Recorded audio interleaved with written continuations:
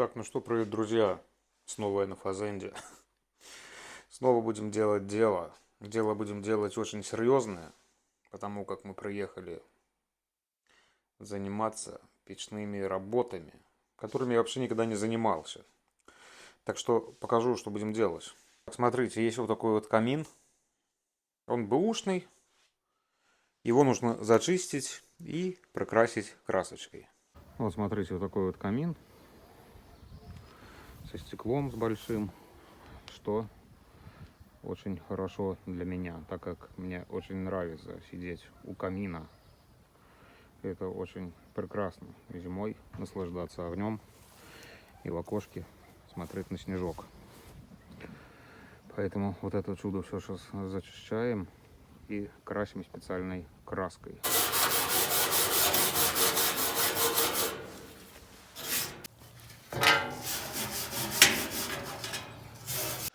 Так, ну что, друзья, мы с большего зачистили, обезжирили.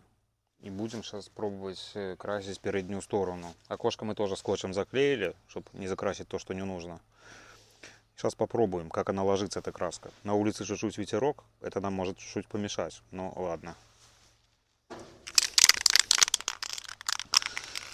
Вот такой фирмы у меня красочка. Температуру можно нагонять до 800 градусов. Короче, печкой столько не нагонишь точно, поэтому краска будет гуд, я думаю.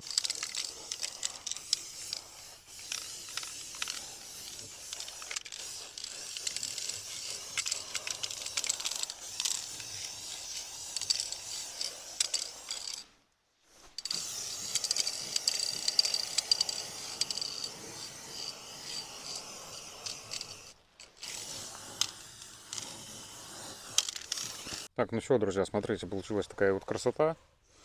Камин, можно сказать, как новый. Правда, спереди, потому что по бокам я его не красил. Смысла нету, он просто чумазенький.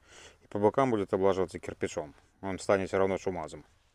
Поэтому перед вот такой хороший. Стекло просто помыть надо. Стекло у нас просто пыльное и разное.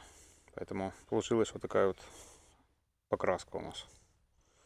Очень даже приемлемо. Так что все, можно значить в дом. И будем заниматься другими делами.